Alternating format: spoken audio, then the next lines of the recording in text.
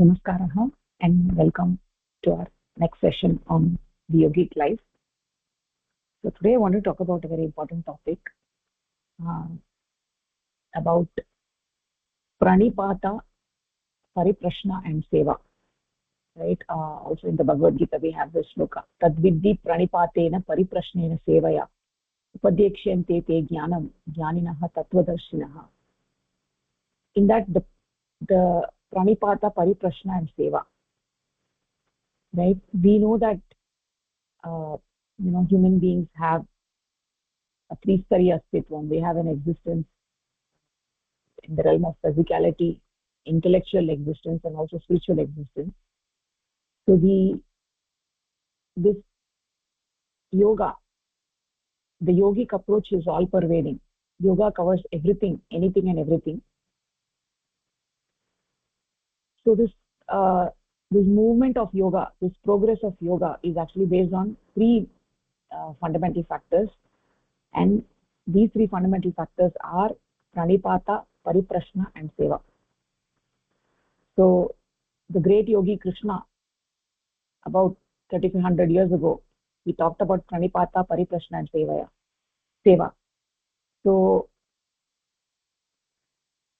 pranipata means by surrender, saranagati, surrender.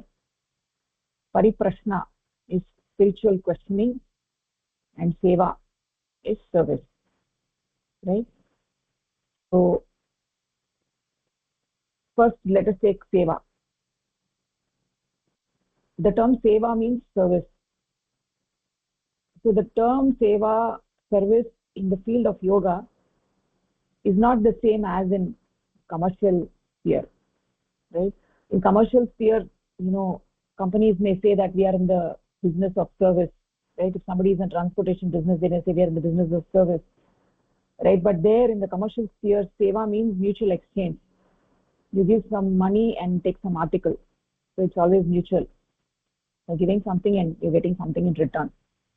So the shopkeeper gives you the article and he gets the money in return, right? So that is how it is in the business. So that sort of service is actually mutual. But in yoga, what is service, right? In the field of spirituality, seva is not mutual. It is unilateral. It is one-sided. What is the seva we are talking about? We are talking about you have to give everything to Paramapurusha, and in return you are taking nothing, right? So this is the key difference. It is unilateral. You are giving everything, right? Your tan, man, dhan, everything you are giving, your body, mind, and your wealth, everything you are giving to Paramapurusha, and in return you're not taking anything. In return you're not asking for anything, right? So when we say we have to give everything, what do we mean? We have to give everything to him. We have to give our very existence. We have to give our very existence. When we give our own existence, then what happens is that you become one with that supreme entity. So what do you get in return? You give everything to him, and what do you get in return? In exchange you get Paramapurusha, right? You don't get anything else. In return you lose yourself and you get Paramapurusha, you get that Lord, right? So here this is the most fantastic business deal that we can ever do, right? Not the business deals that we do outside where you give something and get something in return. Here we give ourselves, right? It looks like, from a worldly perspective, it looks like we are losing ourselves, right? It looks like we are giving everything. We are giving, everything that I have. I'm giving myself. I mean, such a bad deal, right? I mean, I'm giving everything. But what you're getting in return, you're getting that Paramapurusha, that the Sarva Shaktiman, the Sarvajna, the Satichat, Sachidananda, right? This is actually the fantastic business deal, and here you are not a loser. You are the winner of everything. And this is the proper import of the term seva. So it is unilateral and not mutual, one-sided.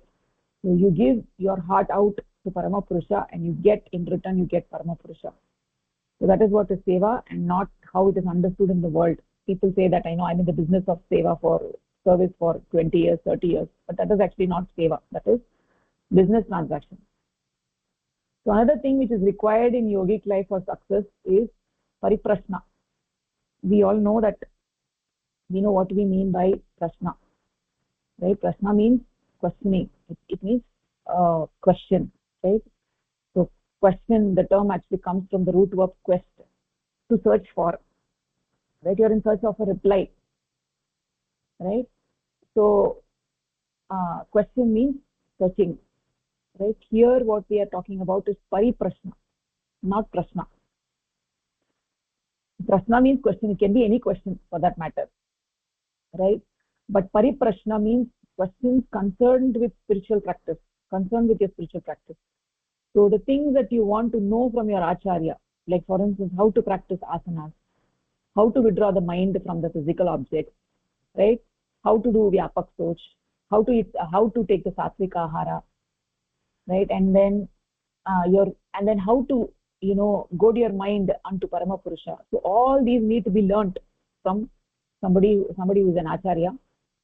And in that process, in we can have questions which are concerning with the spiritual practice, right? So we learn whatever we learn here in yoga is for the purpose of practicing the same, not for just for the sake of knowing, but for the sake of practice. So that is what is a pariprashna. So it is not like, people ask questions for various reasons. People sometimes ask questions to test the teacher. They want to know if the teacher knows or not. They get a thrill. Okay, oh, this teacher doesn't know, that means they get a thrill. So that is not actually pariprashna.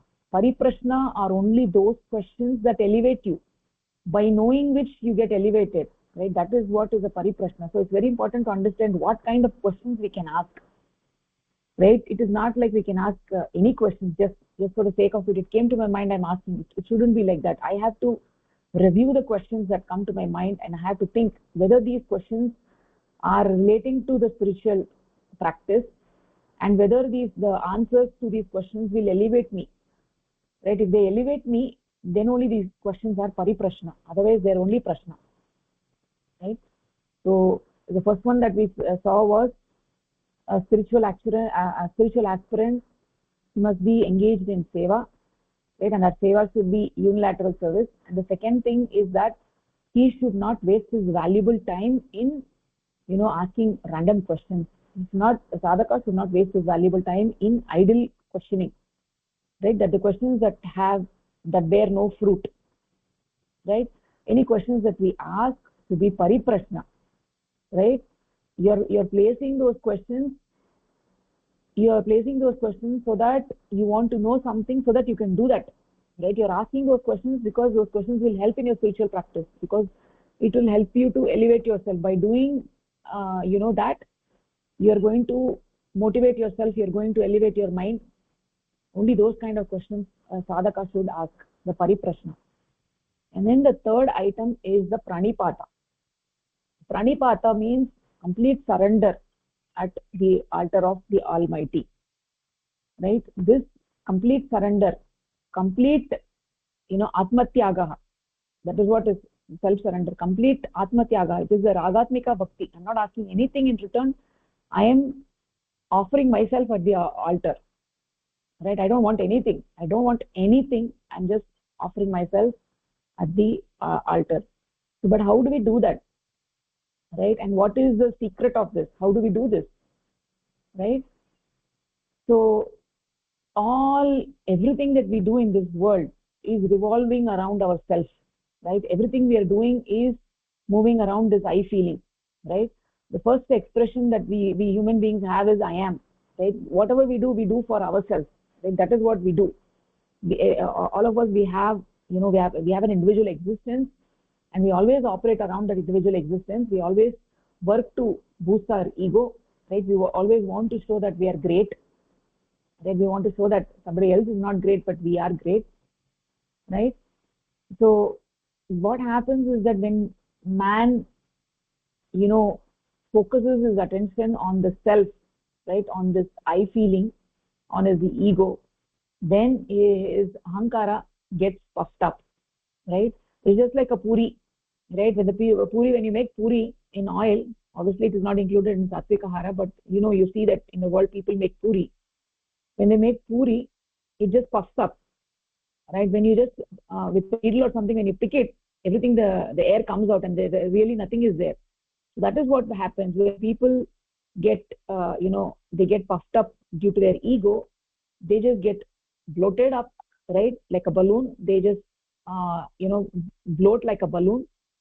And then what happens is that one day when somebody pokes a needle at it, it just becomes entirely flat. There is nothing in it, right? So we do not want to be like that. We do not, because it just brings you to ground level. It just ahankara leads to nasha, right? So if somebody is puffed up by their vanity, right? If somebody is a jnani and he's having ahankara of his jnana, or if he's having a lot of wealth, he has ahankara of that wealth, or he has ahankara for his name and fame, for whatever reason, this prestige, right? Whatever it may be in the world on which he has his ahankara, right?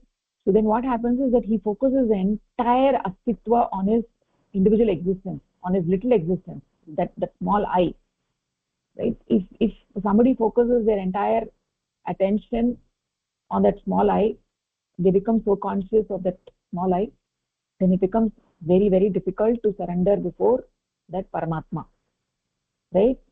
So a person who focus on his ego, for such a person, there is no question of surrendering before Paramatma, right?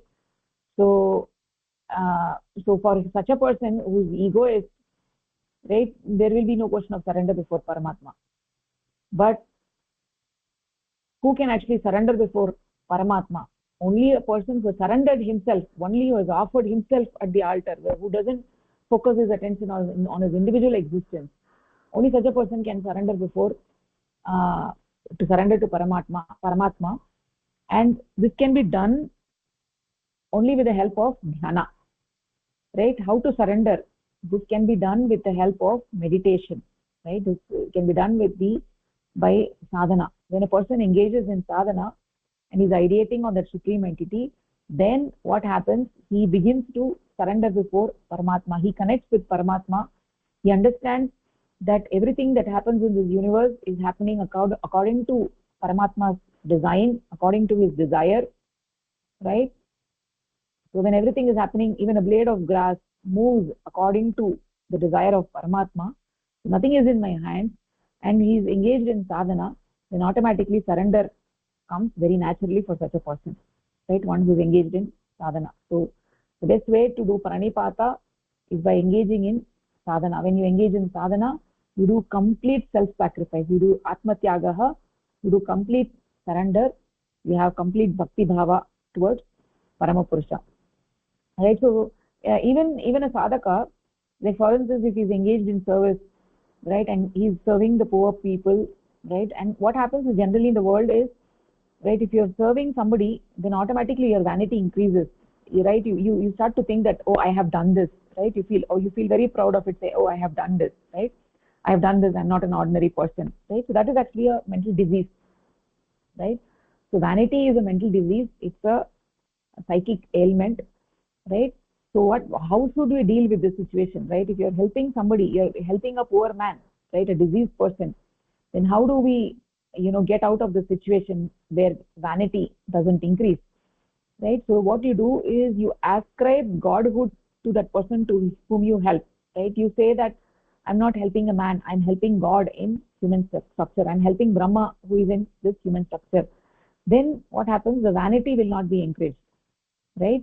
So then what will happen? What will be the reaction within that person who is doing the seva is that this body, this mind, this wealth, everything has been given to me by Paramatma, and this Paramatma has come before me. This Paramapurusha has come before me as this poor person or as this diseased person, and whatever that has been given to me, this body, mind, wealth, everything that has been given to me, I'm actually paying that back to Paramatma. What he gave me, I'm giving it back to him, right? He is the actual owner of this body, this mind, this wealth, everything, and I'm actually paying back to him. So when you have this kind of bhava, every time when you do seva, then there will be no vanity, right? You're only serving that Brahma who is in front of you, right, in the form of a human being, right? So this as I was saying, that this internal process is actually called as meditation, right? So in sadhana what happens is that we make parama purusha our object and we become the subject, right? We become the seer and he becomes the seen. But how should you do the meditation, right? How should you visualize in your meditation is that while looking at him internally with your inner eye, what should you think, right? It is, I am not meditating on him, nor I am actually seeing him mentally. So what is actually happening in meditation is that Paramapurusha is seeing me and I am the object of the meditation and he is the subject, right? He is seeing, he is a Sakshi Satta, he is seeing whatever I do, he is seeing whatever I think. So I am his object and he is the ultimate subject. He is the ultimate subject, right? So this idea helps us in freeing ourselves from the bondages, freeing ourselves from ego, freeing ourselves from vanity. So in sadhana what we do is that Paramapurusha is the ultimate subject and we are the object, right? That is the bhavana with which we do the meditation, and this bhavana helps us to get rid of the bondages, get rid of the ego, right? So for a devotee to progress spiritually, we have to remember these three factors: seva, pariprashna and pranipata, right? So this, you know, when a bhakta is you know, he is worshipping, he is doing dhyana of Paramapurusha. This Paramapurusha is the lord of the universe, right?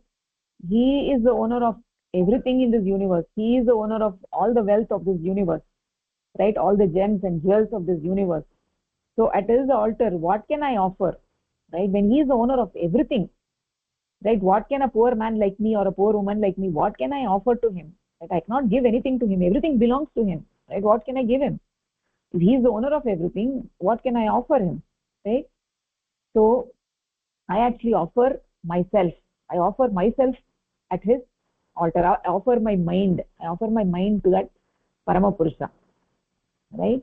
So that is the bhavana that a sadhaka should have, is that you know, this everything in this world belongs to Paramapurusha and there is nothing that I can offer him. I can only offer myself. I can offer myself. The So when the sadhakas or when the devotees you know, they have the bhakti bhava towards Paramapurusha, what happens is that they become fearless, right? They become fearless and they don't they become nidhar, they become nirbhay. They don't have bhayam of anything because Paramapurusha is always there. They begin to realize through their sadhana that Paramapurusha is always there with them. Every minute of the day that Paramatma is always there with them. When they have that kind of bhavana, then automatically the fear goes away from mind, right? The fear that, you know, I don't have this, I don't have that, or fear what will happen to my life tomorrow, right? This insecurity that we have, right? Oh, I have so much of money, will that be sufficient for tomorrow? What will happen tomorrow? The cost of living is increasing. All different kinds of bhayam we have, right? For this reason or that reason, that all that kind of bhayam will actually go away. So the what you can actually offer, what a sadhaka can offer to Paramapurusha is essentially the sadhaka can offer his mind to Paramapurusha. So the best devotees say, what they say is, hey Paramatma, hey Paramapurusha, there is only one thing that you want, and that you want is my mind, right? You need my mind, you can take my mind. That is the only thing that I can offer you, right? So you offer your entire existence, you do the Sharanagati at his altar, right? And then that is the spirit of the Pranipata. That is the spirit of Pranipata. So with Pranipata, Pariprashna and Seva, these three are the guiding factors for a sadhaka, for a spiritual aspirant, and this helps in all the three strata of the human existence. It helps in the physical, it helps in the mental, and it helps in the spiritual. So these three factors one should remember: Pranipata, Pariprashna and Seva. So if we have any time that is available for us, we should think of how we can do Seva. Right? Seva is very important. Right? Seva is the one which will help us get rid of the avidya maya. Seva is the one which will make our mind pure. Seva is the one which will help us get rid of the shadripus and ashtapashas, the jealousy, the anger, the moha, lobha, all of that. Seva is the one that will help us get rid of it. And also with what bhava we should do seva. I also talked about that we should do seva with the bhava that the person to whom I'm doing seva is a manifestation of that supreme, is Brahma, who is directly in front of me in the form of a human being. That is the bhava with which we have to do seva. When we do seva like that, and when we adhere to pranipata, pariprashna and seva, then automatically success is guaranteed. Success is guaranteed. One becomes Paramatma, one becomes Paramapurusha. So that is what I wanted to cover today. Now we can actually go to our Karapatram. So we've been talking about why are people afraid of intuitional practice. So in the previous pravachan we talked about intuitional practice, sadhana. Here we're talking about why people are afraid of intuitional practice. Right? We said that the fundamental goal of human being is to do sadhana. Right? We have to become a manava. We have to follow the manava dharma. To follow the manava dharma, we have to implement all the sadhana, yoga angas, sadhana angas, and also learn sadhana and do sadhana. That is the fundamental duty of a sadhaka. Right? Despite that, right, by doing sadhana, human beings benefit greatly. But despite that, people are afraid of doing sadhana. They are afraid of doing sadhana. And what is the reason why they are afraid of doing sadhana? Because in the society, it is believed that in order to do meditation, one has to be a sannyasi. One has to be a sannyasi. One has to leave the world and go to the forest or Himalayas and be in a cave and do sadhana, do meditation. That is the view that people have, that in order to do sadhana, a grahastha cannot do sadhana. Only a sannyasi can do sadhana. Right? So going to the mountains and doing sadhana, what are the benefits of going to the mountain and doing sadhana is that when you go to some place isolated, what happens is that you don't have disturbance, right? And also you're not coming in contact with the objects of the world. So that provides that ekanta. When you get the ekanta, it helps to destroy the avidya maya. So that is the reason people want to go to the Himalayas or want to go to isolated place to do sadhana. Right? So noise is generally an hindrance to doing sadhana. Right? So but the thing is that this avidya maya is in your mind. Right? So just because you leave the world and go to the forest or go to Himalayas, that doesn't mean that avidya maya is also left in the city and you're gone. Right? Avidya maya travels with you. So even when you go to the mountains, your mind may not be there. Your mind may still be yearning for the city, may still be yearning for the objects of the world. So then what is the point of going to the mountains? Right? So by going to the mountains, you haven't achieved anything. Right? So essentially by living wherever you are living and tuning your mind to that environment, but keeping your mind away from that, focusing your mind on Paramapurusha, over a period of time, then it may not be difficult to practice sadhana even in a noisy environment. Right? It is not required for you to go to the jungle or the mountains. Initially, one may feel that quiet environment is required for doing sadhana. That is true. Right? But till you get that abhyasa, that is required. But then over a period of time, when you start doing sadhana, even if it is a noisy environment, you can actually do sadhana. Right? So when we are doing sadhana in our houses, and in our houses, obviously we try to find some isolated place where we can sit down quietly and do it. But obviously there is going to be noise around and everything. Slowly over a period of time, you will be able to adjust to that environment. So it is not necessary that we have to go to the the forest or wherever, right, to do sadhana. So that is the first misconception, is that people are thinking that one has to become a sannyasi to do sadhana. So it is not required that one has to be a sannyasi. Every human being who has a body and mind can do sadhana. Right? It is not required that we have to go to the forest. and only a person who is actually doing sadhana can understand the benefits of doing sadhana, right? So sadhana is the crux, is the essence of yogic life. If one is not doing sadhana, then one is actually wasting their entire life. To get rid of the avidya maya, that is only possible. To reduce the influence of avidya maya is only possible through doing sadhana. So when you do sadhana, what happens?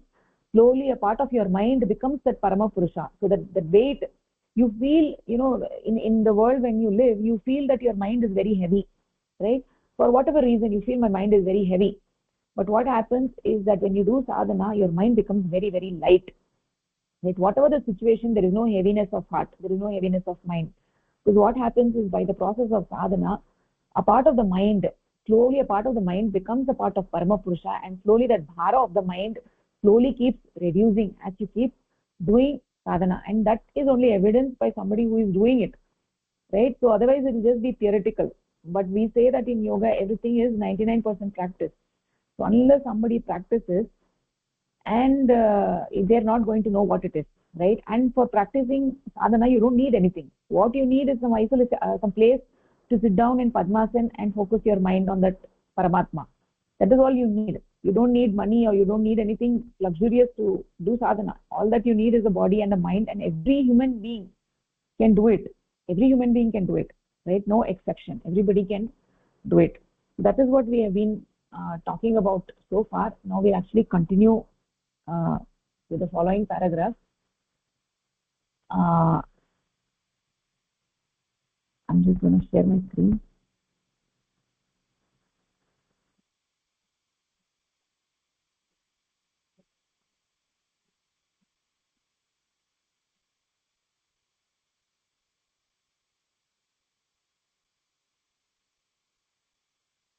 Okay. Chandrasekhar Mohdaya, do you want to take this? Let us see if retiring to the jungle is helpful. Can you take from there?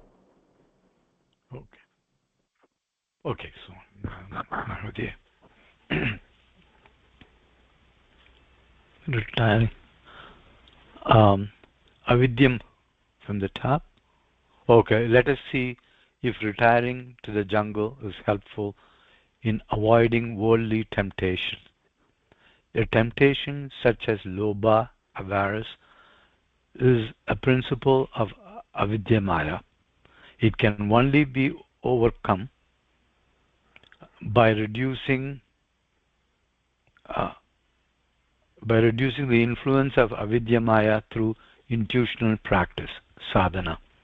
One will never be able to keep away from temptation without overcoming the influence of avidya maya. This is possible only through progress in intuitional practice, and merely forsaking the world and retiring to the forest will be of little or no avail. There is no doubt that if one stays away from objects of attraction, one has no chance of using them, and they may thus gradually lose their attraction.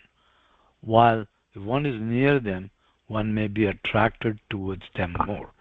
Yet, if a person is forced to renounce something, it is bound to cause them mental agitation. So in this paragraph, we're just trying to exploring, if retiring to the jungle is going to help by avoiding worldly temptations. So the temptations such as lobha, or the avarice, it's really the temptation is caused by avidya maya, and this temptation that's caused by avidya maya can only be overcome. You can only overcome that by sadhana, by reducing the influence of avidya maya.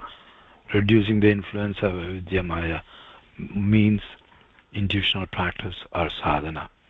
So if you do intuitional practice or sadhana and conquer, or at least get avidya maya under control, then you could just not you could slowly reduce or lose the temptation, such as lobha.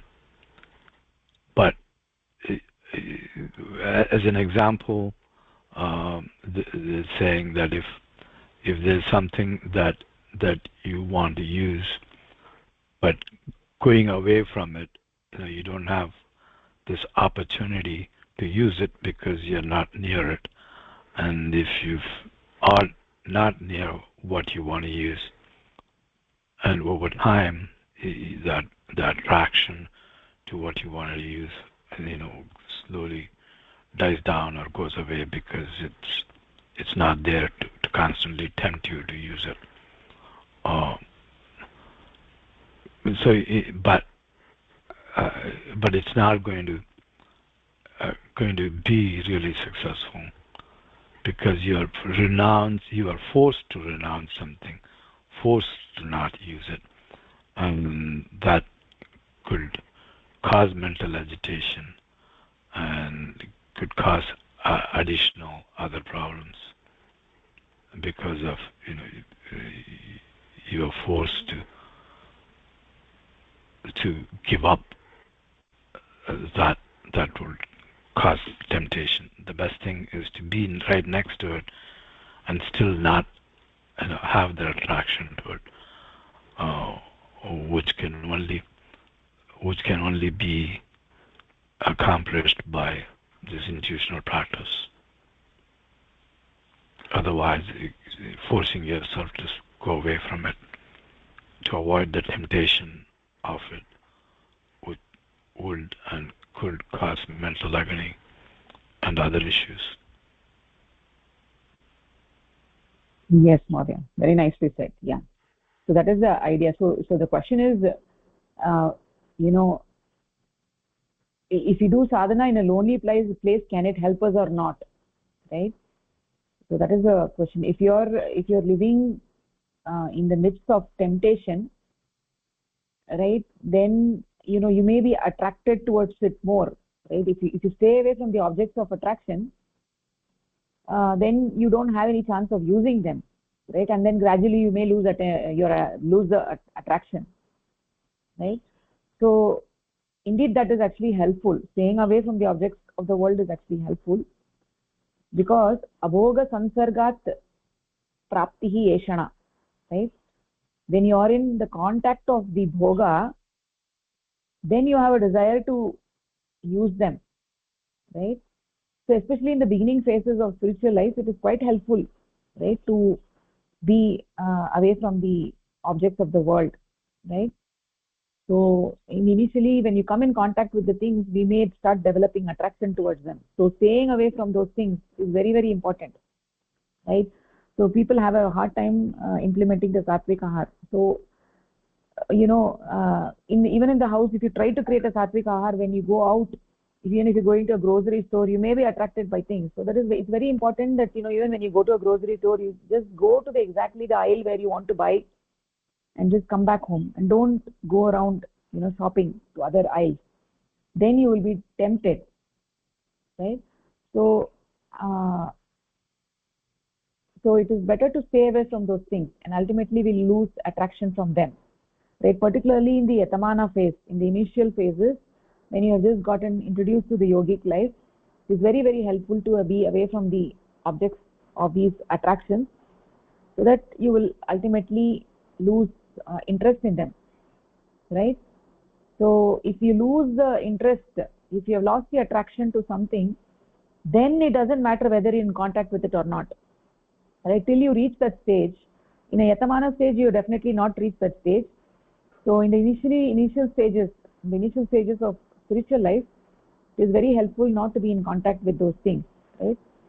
So particularly for the youth, this material world is constantly diverting their mind. They get attracted to all kinds of crude things, right? So by coming in contact with the abhoga, here abhoga means mental thought, right? The subject of one's thought. When you come in contact with a thing, then it inspires the thought of it, right? By coming in contact with the thing, then you have the desire to obtain it, right? We get the desire to get that thing. So there is no doubt about it. It happens all the time, right? So what happens is that one important principle that works here is that by getting something better, by getting something better, by getting something better in the sense we're getting Paramapurusha, right? When you start developing that bhakti bhava and prema for Paramapurusha, slowly you start losing everything. You start losing interest in everything. When you reach that stage, right, then even when you come in contact with it, you absolutely have no interest, right? So when one's bhakti bhava, the desire for the deep desire for Paramapurusha grows, then all these things become less important. Even if you come in contact, it wouldn't matter, but in the beginning phases it's very important. uh, you know uh, to be away from the objects of the world, you need to be in isolated place, in a sense away from the objects of the world. And from that perspective, the satsang is very important, right? Satsang, everyday satsang is very very important, because the satsang constantly motivates you. It constantly reminds you of Paramapurusha, right? So it also increases the bhakti bhava inside you. So when the bhakti bhava increases, that prema, right, when the prema increases, then obviously the attraction of the world, you know, becomes very dim, so even if you have something very very attractive, which was attractive before, no longer attractive, right? As sadhaka, you can ask that, the things that they enjoyed before in terms of food, now even if those things, even if everybody else is eating, right, there's absolutely no attraction. It's not even something that they care about, right? So your likings and dislikings change. So whether a sadhaka is progressing in sadhana or not, how will you know? Is that your likings and dislikings change. You're not interested in those things that were attractive to you before. Okay, so that is the thing. So yeah, let's go to the next paragraph now. uh, Bhagini, Puspalata Bhagini. This agitation under great restrictions may become unbearable and result in either illness or complete downfall. Forcing oneself to live worldly life only to keep away from the attraction will serve no purpose. This causes mental agitation and pain and may even bring about one's downfall. To give up the world merely for one doubtful advantage instead of developing strength of character and firmness of mind brings one no credit. The brave live among temptations in order to face and overcome them step by step rather than avoiding them due to their fear. Sadhana means waging war on avidya, and to win it, one has to face the enemy instead of running away or appeasing him. Thus, to give up the worldly life merely due to fear of its temptation is not a reasonable approach. So, the agitation under the greater restriction of not getting attracted or something, it leads only to mental health or complete downfall. So instead of forcing oneself to move away or to go away or to stay away from those objects which we are attracted to, it is better to have a control and move away from them, having that in our presence itself and withdrawing the attraction towards that object. So it is nothing, this one, to give up the world just to go away from this, but to stay and to win the war against the temptation, and then this will become a reasonable approach, whereas just giving up the worldly life because to move away from the fear of temptation is not an worldly approach. That is what is said in this paragraph. Yes, very nicely said. So yeah, that is actually true, that this yogic life and life of sadhana is a life of sangarsha, is a life of struggle, right? It is not easy, right? That is why you can see that not many people are able to stick to it, because it is a life of struggle, right? And a sadhaka welcomes that struggle, right? We do not run away from that struggle, right? So that struggle is going to be there no matter where we live, whether we live in the city or we live in the mountain or wherever we live, the struggle is going to be there, right? So the principle of abhoga samsargat praptihi eshana is also there, right? So the the facing the struggle actually doesn't mean that we should intentionally place ourselves in crude environment so that we can overcome that. So that is not that, right? So if somebody is an alcoholic, right? If they continue to live with alcoholics and they're going to the bar and struggling, then we're struggling with resisting the temptation to drink, then that is being foolish. You're intentionally putting yourself in a position where where you will be tempted, right? That is not the approach we're talking about. That the paragraph is not saying that, right? We have to understand that what is this principle of abhoga samsarga prapti reshana is that we are not to put ourselves in contact with those objects that attract us, right? But we are not doing it forcefully, right? We should not necessarily place ourselves in crude environment, right? If we are trying to give up meat, right? So let's say somebody has been eating meat all their life, right? And they're trying to give up meat. That doesn't mean that they should start going to restaurants to just prove that they're not going to fall into the temptation of eating meat. So that is not the right way. That is not the sense over here, right? We should not place ourselves in crude environment. We should take opportunity for satsang, right? And that is the most important thing. When you are in satsang, right, that actually motivates you. And also we should not think that running away to Himalayas is going to be the solution, right? This life of sadhana, life of yogi is full of struggles, right? And we embrace the struggle, and the power of sadhana helps you to get rid of all these obstacles, helps you to get rid of these obstacles, right? That is the beauty, right? Even though it appears that it is full of struggle in the beginning, but when you get stabilized in this path over a period of time, then what happens is it is no longer a struggle. It becomes a beautiful path. It becomes life, right? So essentially what we should do is, wherever we live, we should create a proper environment, and we should avoid the crude things, right? And because there is no benefit of putting ourselves in crude environment just to show that we can struggle, right? So we live in the society, we live according to our terms, right? So essentially we live in the world, but we have the Brahma bhava, right? When we live in the world and have the Brahma bhava, then these struggles, they don't matter, they don't become unbearable, right? So how can we get rid of the worldly temptations? Is only by doing sadhana. There is no other way.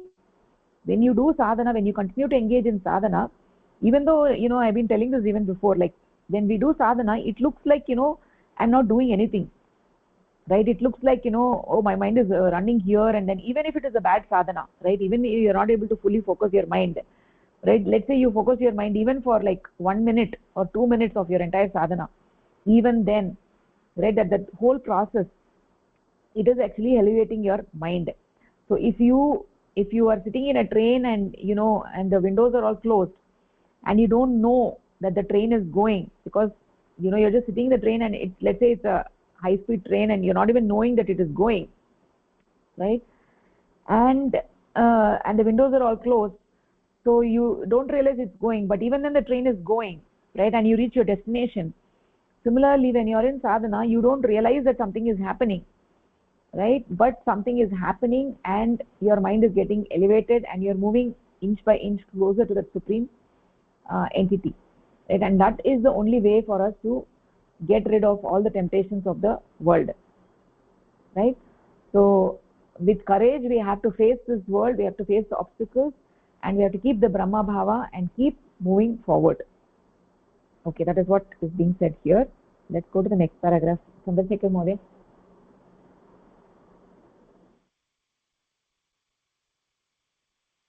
To run away from normal worldly life due to fear of its trials and worries would be equally unreasonable. Living in society is troublesome, as one has to discharge one's obligations towards one's dependents. One has to earn money to provide for them. The agony of disease and sufferings of life must be endured, as well as the problems of poverty, if one is not able to earn enough. All this creates the desire to run away from worldly life and be free from all responsibilities except to oneself. But does this not amount to the evasion of one's duty towards one's family? One who runs away from worldly life avoids obligations and shows extreme selfishness. Evasion of duty and selfishness are evil actions which must have evil consequences. And unless the reactions have been completely experienced, emancipation is an impossibility. So in this paragraph again, it further talks about, is running away a solution, and shows, it talks about if you run away from the normal life or the normal worldly life, just because one is afraid of life, this strugglesome life or all the sangarsha of life, then that it won't work. You've sort of shied away from your obligations and duties to your dependents, to providing them, because it's so that again it goes into the other struggles in life, such as disease and poverty, and all this problems faced by the life as it is. Instead of looking at it as all that is part of life, you have to live in that struggle and find an emancipation through sadhana, through this intuitional practice. Instead of realizing that if you just give up everything and run away, the evasion of duty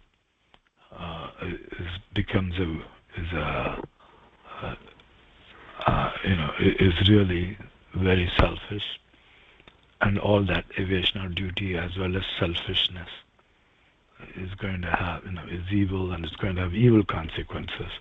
Just as we had always said, every action you have to face its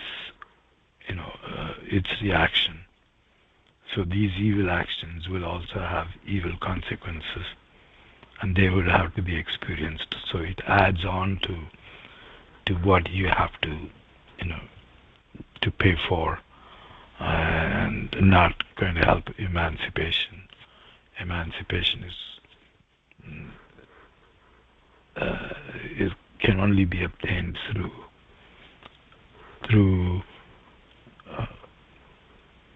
sadhana, and through not evading your duty and your responsibilities.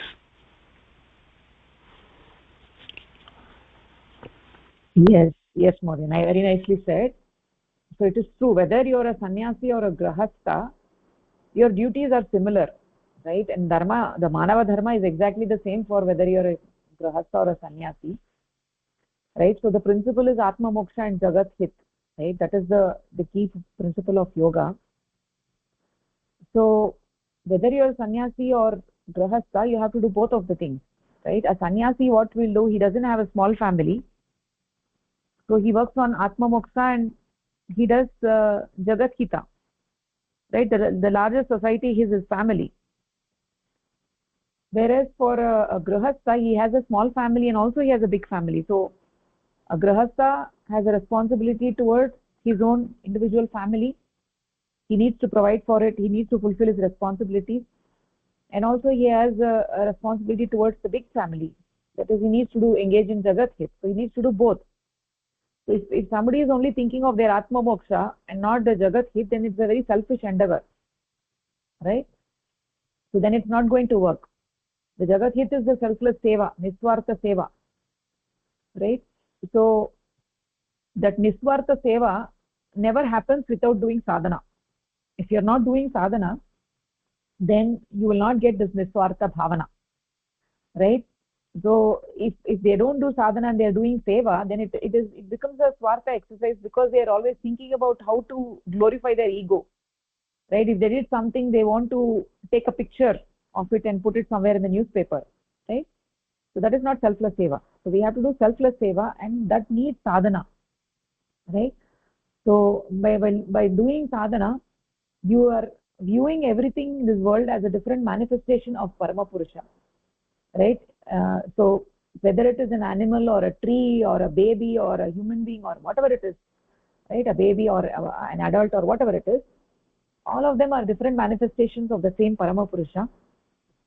So ultimately, serving the society is serving Paramatma, and that bhava can be there only in a person who is doing sadhana, right? If somebody is not doing seva and is only doing atma moksha, only engaged in sadhana, then that also becomes a selfish endeavor, right? That it actually defeats the entire process or entire purpose, right? So what we are trying to do here is move from smallness to bigness, and selfishness is a bhava of smallness. So if you're trying to move from smallness to bigness, from the small I feeling to the cosmic I feeling, right? If you're doing it for selfish reasons, it's not going to work, right? So if you have selfishness, then it's not going to work, right? By doing sadhana, what happens is that selfishness actually goes away, right? Selfishness goes away, and you're able to do the niswartha seva. Therefore both is needed. Jagat Hit and Atma Moksha, both of them are needed. So whether it is a sannyasi or a grahastha, right, both of them have to engage in it, both of them have to engage with the society, right? And we have to grow by being a sadhaka. So we cannot run away from the world, we can't run away from the responsibilities and say that I'm a sadhaka, I want to run away from the responsibilities. It doesn't work like that, right? You have to live in the world, create a proper environment, serve the society, serve your family, and progress spiritually. Okay, Bhagini, now do you want to take the next one? Running away from the responsibility and worries of the world does not enable one to completely forget the family or one leaves behind. They will certainly occupy the mind, and that will bring one under the influence of moha ripu, attraction of avidya maya.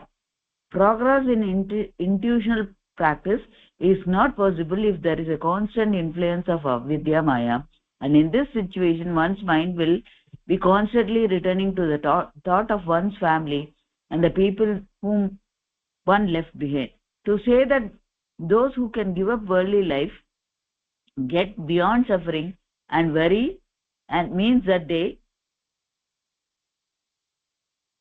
overcome the influence of avidya maya, as worries cannot be avoided when avidya maya influence one's thoughts and actions. For them, living in society or in the jungle makes no difference. Is it not to overthrow the influence of avidya maya that once retires to the jungle? And if that has already been achieved, then to lead the life of an ascetic in the jungle or a normal worldly life will be immaterial. So running away from the responsibilities or the worries of the world does not enable one to completely forget the family, and also they do not forget the family they have left behind, and this is the influence of attraction or avidya maya, and this in no way is going to help them to do sadhana.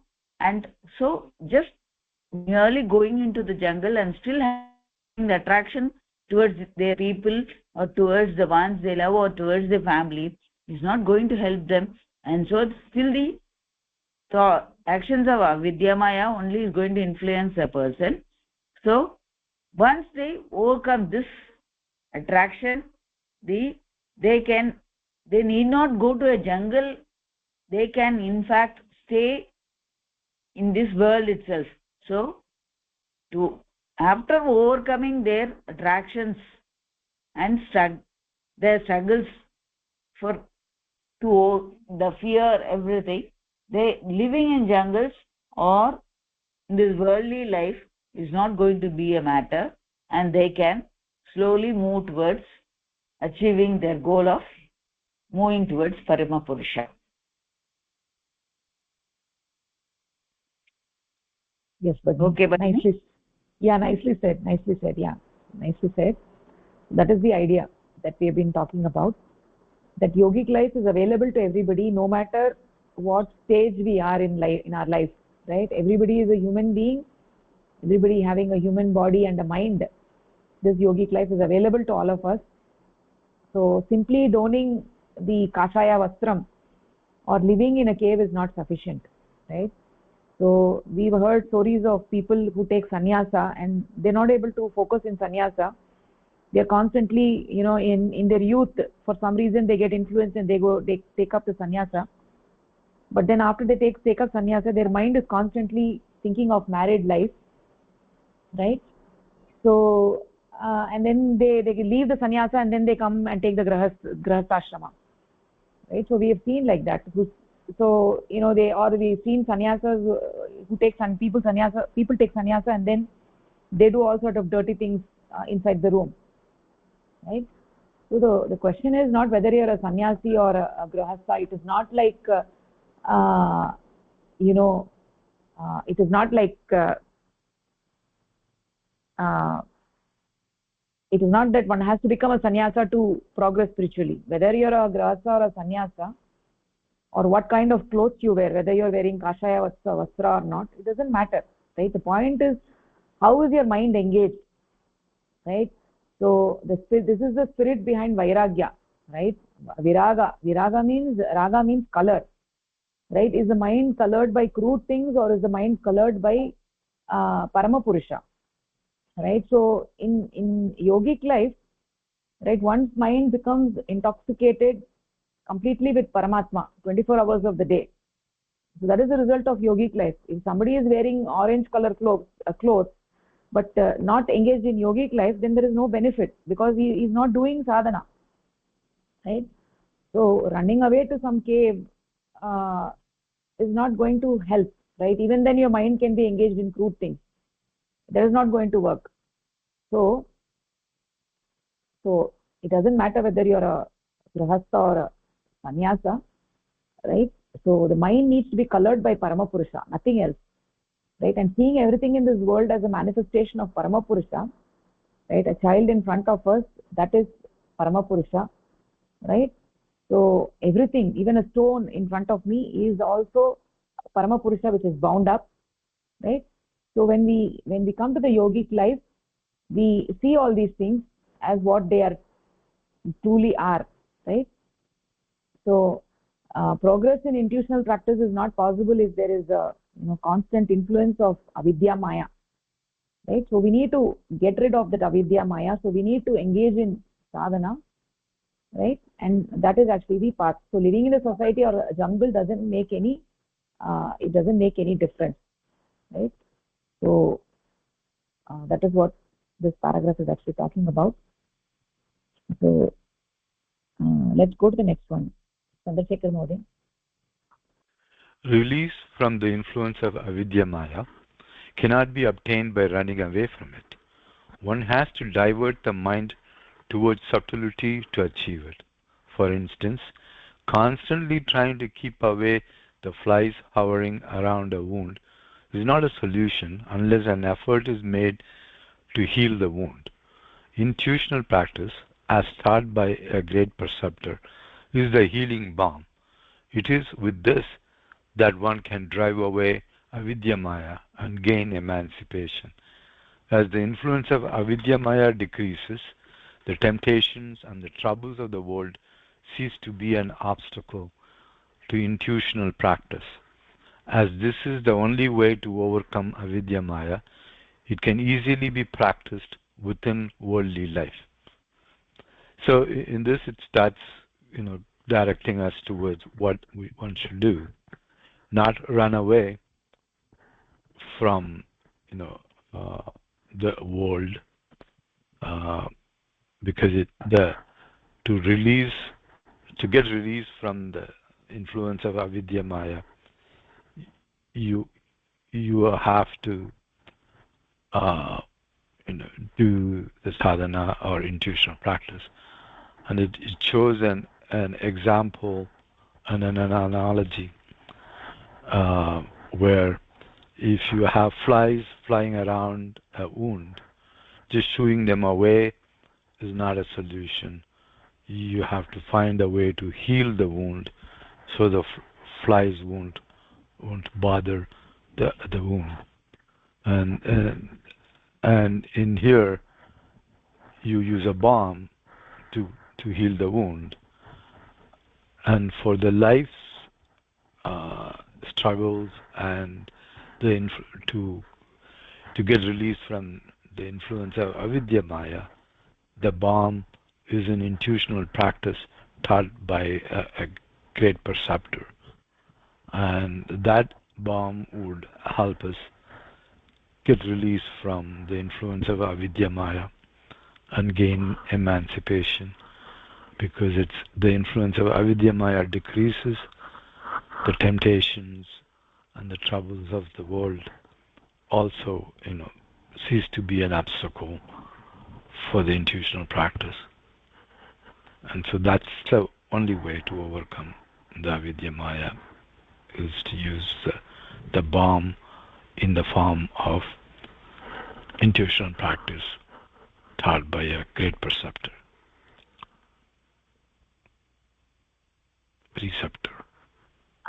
Nicely said, Maudya. Yeah, that is the idea over here. So this example of flies, right, keeping away the flies hovering around the wound is actually a good one, right? So this avidya maya tries to gain access when the mind is crude, right? The crude mind attracts crude things.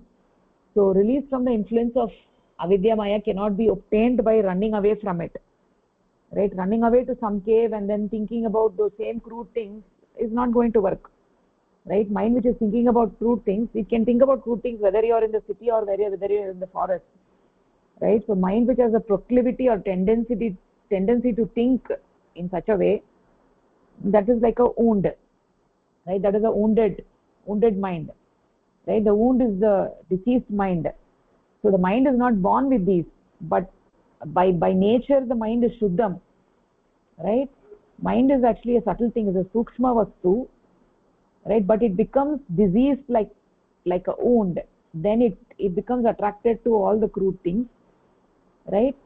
So if somebody was a teenager, because their friends are all smoking, then they also start smoking. They get sick. First time they tried it, they got sick, right? And then they keep on pushing themselves because others are doing, and then they get addicted to it, right? It's the same thing with all the crude things, whether it is alcohol or whatever it is, right? The mind doesn't have a natural attraction to the crude things, but then it gets influenced, it becomes diseased, it becomes crudified, and it becomes stula, right? When the mind becomes stula, then it is just like a wound, and it attracts all the flies. So all the crude things becomes very, very attractive, and the mind starts running in those directions. And right, so simply moving to a cave is not going to help. Rather, one has to heal the mind. Healing of the mind is done by yoganistha jivanam, right? Having sattvic ahara, doing vyapak soch, doing nirjal upvasa, asanas, sadhana, constant thinking of paramapurusha, swadhyaya, constant engagement with paramapurusha. All of these things come together, where one is living. So it doesn't matter where one is living, right? So what matters is the effort to engage in yogic life, right? So it should also be said that one has to place oneself in a positive environment, right? So positive environment does not mean that you have to live in a cave, right? You have to create that environment wherever you are.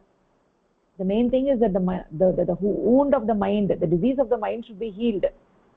For that, the mind should engage in all the positive things. And then what happens is that the temptations of the world slowly start to go away, right? So all those obstacles that were there, the avidya maya, slowly starts to vanish. The bondages are all slowly broken, right? That is the way for moving forward. Right? So let's take one last paragraph. Bhagini. Avidya Maya will disturb a person in the beginning, but once defeated, it will not be able to create any hindrance to the pursuit of intuitional practice. To live a worldly life and also to practice sadhana is very convenient. For a person living the normal life of a householder has far greater conveniences and advantages available to him or her than as an ascetic who renounces the world. Retreating to the jungle is not a way to obtain relief from the trials and worries of the world. There is another great advantage in living worldly life. It provides one with the opportunity to serve humanity, an important aspect of intuitional practice. This great opportunity is denied to those who live in jungles. So, this Vidya Maya is going to disturb a person in the beginning. But once defeated, it will not be able to create any obstacles. So a person who is in this worldly life has greater advantages than a person, this paragraph says that, than a person who lives in the ascetic world or who has renounced the world, because he can serve the people, the society or the world when living here itself, and also do his sadhana and can defeat avidya maya. But a person who is living in the jungle is not able to do so, and he is deprived of this or serving the society. So this, it is better to stay in this world and also practice intuitional and practice sadhana instead of renouncing and going into jungles. Yeah, that is to defeat avidya maya. What nicely said, Bhagini. Yeah, so once you get established in sadhana, then you yourself experience that this avidya maya stop disturbing you, right? You feel your mind becomes more calmer, right? So leading the yogic life is very, very helpful, right? And by leading the yogic life, you establish a proper environment where the mind can thrive. You establish an environment which is undisturbed and your mind can thrive. And for people who don't know how to establish that environment, we can understand, or we can get in training and experience of that in our shivir, yoga shivir in Varanasi, right? You will find how we do it so beautifully for the whole week, where you're completely cut off from the society. You're living in the society but cut off from the society, and you're engaged, your mind is constantly engaged in the thoughts of Paramatma, and you're also getting stabilized in all the sadhana angas, the satvik ahara, vyapak soch, and all of those things, right? So getting established in a new practice in the beginning is not easy, right? So people need little bit of hand holding, how to do it, right? And that is what you will learn in the shivir. Also you learn how to do sadhana. We'll be doing sadhana 3 times a day together, right? So also we'll talk about all different kinds of subjects from morning till night, right? All related with yoga and with Paramatma, right? And when we do it for 1 week, you will get an idea how to get established in it, and then you can take whatever you have learned and utilize it back at home, right? So it's very, very helpful, right? So it doesn't mean that you have to retire from the world and go somewhere very far away, right? So that is not required. You can just live where you are and establish a serene environment where you can thrive and move forward, right? So and it doesn't mean that if you're a grihastha, it is a great disadvantage. Even as a grihastha, you can still establish your yogic life, right, in the same way like how a sannyasi does, right? It all depends on the vairagya and the determination that you have. First of all, you need to have that vishwasa, that palishyati iti vishwasa you need to have. If you have that vishwasa, then you will be able to convince everybody around you, right? So that is very important, right? So even if you become a sadhaka and you're a grahastha and you're getting influenced by everybody else, then there's no use. As a sadhaka, you must be able to influence other people and bring them into the yogic life, right? And that is not easy. It is a struggle. It is a struggle, and you have to engage in that struggle, right? So you cannot run away, right? You can't say that, being a grahastha is very difficult, so I will not do it. It's not like that. Actually, in fact, being a grahastha is also an advantage, because you can engage in the struggle and you can influence your family members and you can bring them on the right path, right? So whether you're a grahastha or a sannyasi, right, you have to live in the world. You have to establish the yogic life wherever you are, right? And this yogic life is not designed for living in isolation. We are human beings. By essence, we are all supposed to live in the society, right? We cannot live in isolation. We are dependent on each other, right? We all have to move collectively. So even though people get mukti moksha on the individual plane, but they are able to achieve that status as a result of living in a conducive environment where others are also engaged, right? So human life requires interaction, right? We have talked about this, right?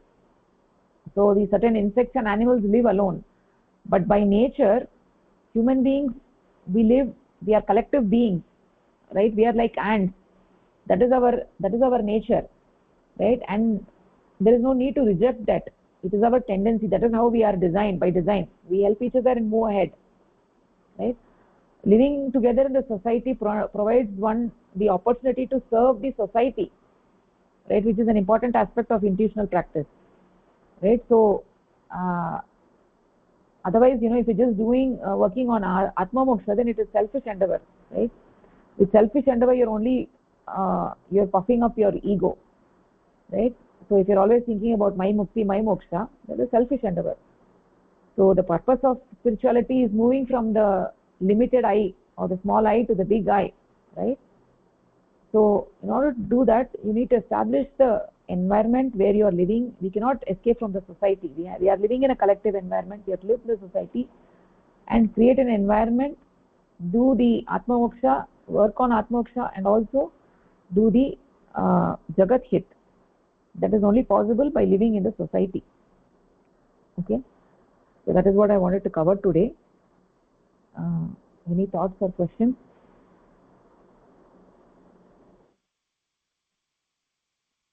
Okay, then we'll actually stop here. Take it forward next week. धन्यवादः. नमस्कारः. धन्यवादः. धन्यवादः. नमस्कारः. नमस्कारः.